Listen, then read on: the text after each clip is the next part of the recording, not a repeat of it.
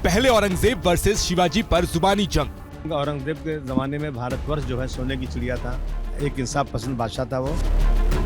फिर सालार गाजी और राजा सुहेल देव पर युद्ध। ये सालार गाजी वो व्यक्ति है जिसने सोमनाथ के मंदिर से लेकर मथुरा तक के मंदिरों को तोड़ा, जबरन हिंदुओं का धर्मांतर कराया, बलात्कार करवाए। इतिहास जिन्होंने नहीं पढ़ा उन्हें इतिहास पढ़ना चाहिए। जब इतिहास पढ़ लेंगे तो फिर ज्ञान की बात करेंगे। अब बाबर वर्सेस राणा सांगा पर जुबानी लड़ाई। तो मुसलमान तो बाबर की औलाद हैं और तुम गद्दार राणा सांगा की औलाद हो। सियासी जंग में इतिहास के सारे किरदार एक एक करके जिंदा किए जा रहे हैं और उन पर एजेंडा साधा जा रहा है। शिवाजी के अपमान से शुरू हुए विवाद को राणा सांगा के अपमान तक समाजवादी पार्टी के सांसद रामजीलाल सुमन लेकर आए, वो भी संसद के अंदर कुछ इस तरह। बाबर को लाया कौन? बाबर को इब्राहिम लोदी को हराने के लिए राणा सांगा लाया था। तो मुसलमान तो बाबर की औलाद हैं और तुम गद्दार राणा सांगा की औलाद हो। राज्यसभा में तो गद्दार शब्द कार्रवाई से निकाल दिया गया, लेकिन बाहर बखेड़ा होना तय था। सवाल अखिलेश यादव तक पहुंचा तो वो एक बार फिर अपने नेता और उसके बयान के बचाव में खड़े हो गए। अखिलेश इतिहास बताने लगे। इतिहास के पन्ने अगर पलटे जाएंगे तो लोग ये भी याद करेंगे कि छत्रपति शिवाजी महाराज जब उनका तिलक होना था तो किसी ने उनका तिलक नहीं किया और हाथ से तिलक नहीं किया गया। सुनने में आ रहा है कि पैर के बाएं अंगूठे से उनका तिलक किया गया था। क्या भारतीय जनता पार्टी इस बात की निंदा करेगी आज? अखिलेश यादव अबू आजमी के औरंगजेब वाले बयान का बचाव करने पर भी घिरे थे। राणा सांगा के अपमान के सवाल पर भी उन्होंने रामजीलाल सुमन को खुलकर बचाया। वो किस बात की बहस छेड़ना चाहते हैं? औरंगजेब की बहस छेड़ना चाहते हैं। तो अगर रामजीलाल सुमन जी ने भी इतिहास का कोई पन्ना पलट दिया, जिस पन्ने में अगर इस तरह की भाव लिखा होगा, 200 साल पहले 100 साल पहले हम लोगों ने तो इतिहास लिखा नहीं। अखिलेश ने इतिहास पढ़ने की नसीहत दी। इस पर बीजेपी और विश्व हिंदू परिषद ने राणा सांगा का अपमान करने पर उनकी समाजवादी पार्टी का वर्तमान और भविष्य बता डाला। अखिलेश यादव को मैं बताना चाहता हूं कि ये बार बार हिंदुओं पर अटैक करना और जाति विशेष पर अटैक करना छोड़े, नहीं तो उनके लिए आने वाले समय में बहुत दिक्कत होगी। मैं कह रहा हूं कि अखिलेश यादव को इमीडिएटली इस बयान पर माफी मांगनी चाहिए, अन्यथा तो इस पार्टी का अंतिम समय आ गया। मेवाड़ के शासक राणा सांगा पर उंगली उठी तो विरोध के ज्यादा सुर भी अब राजस्थान से ही उठ रहे हैं। हमारे देश में कुछ लोग ऐसे हैं जो अपनी आत्मा देश के दुश्मनों को बेच चुके हैं। अपने ही देश को, अपने महापुरुषों को नीचा दिखाना, अपमानित करने में ये कोई कसर नहीं छोड़ते।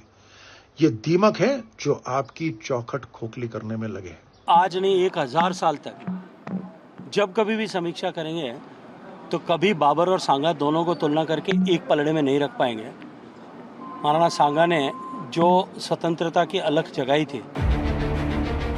राणा सांगा राजपूत शासक थे। उनके अपमान पर यूपी के राजपूत नेताओं ने भी समाजवादी पार्टी को चेतावनी दे दी। जिस वक्तव्य से किसी भी समाज को, किसी भी जाति को तकलीफ पहुंचती हो, बयान नहीं देना चाहिए। ये बयान उनको वापस लेना चाहिए और नहीं इसका परिणाम समाजवादी पार्टी भोगेगी। और ये गुस्सा अब समाजवादी पार्टी के अंदर भी दिखने लगा है। अखिलेश ने भले ही रामजीलाल सुमन का बचाव किया, लेकिन पार्टी के अंदर राजपूत बिरादरी के एक बागी विधायक ने गुस्सा नहीं छिपाया। देश के महान राजाओं को, जो देश के लिए अपने जीवन को कुर्बान किए हैं, उनको हम गद्दार कहेंगे। ऐसे में टिप्पणी बिल्कुल उचित नहीं है। माननीय राष्ट्रीय अध्यक्ष जी को सख्त कार्रवाई करनी चाहिए और इनके खिलाफ, और नहीं तो इनको पार्टी से निकाल के बाहर करना चाहिए। और इतने तीखे रिएक्शन होने के बाद खुद रामजीलाल सुमन भी सफाई देने सामने आ गए। सफाई देने की नाकाम कोशिश करते रहे कि राणा सांगा को गद्दार कहीं नहीं कहा। मैं किसी जाति, धर्म या व्यक्ति के खिलाफ नहीं हूँ। मैंने कोई ऐसी बात नहीं की जो किसी को आहत करे। ऐतिहासिक तथ्य है, इब्राहिम लोदी को हराने के लिए राणा सांगा ने बाबर को आमंत्रित किया। कल ही राजस्थान की राजपूत सभा ने इस इतिहास को खारिज किया था कि बाबर को राणा सांगा ने ही भारत बुलाया था। कुछ इतिहासकारों ने भी आज इतिहास के पुराने पन्ने खोले।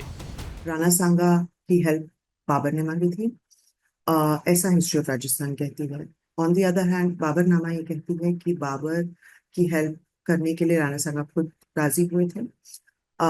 Satish Chandra history of medieval India में कहते हैं कि ये उन्होंने इसलिए किया क्योंकि राणा सांगा को कहीं ना कहीं लगता था कि अगर इब्राहिम लोदी को डिफीट कर दिया जाएगा, को हरा दिया जाएगा, तो उसके बाद जब बाबर वापस चले जाएंगे तो ये सारी की सारी जो टेरिटरीज हैं, जो एरिया है नॉर्थ इंडिया का, वो राणा सांगा कैप्चर करे। औरंगजेब से राणा सांगा तक आए विवाद में आज संघ ने भी फिर एंट्री ली। पहले कहा था कि औरंगजेब प्रासंगिक नहीं है, आज सीधे कहा कि औरंगजेब आइकॉन नहीं हो सकता।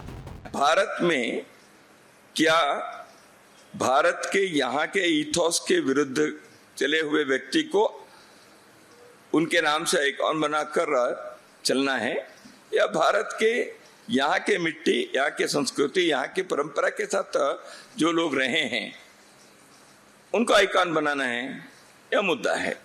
हम इन्वेडर मानसिकता के लोग आज भी यदि है, वो देश के लिए खतरा है। ये साफ दिख रहा है कि औरंगजेब से राणा सांगा तक ये तनातनी अभी और चल सकती है।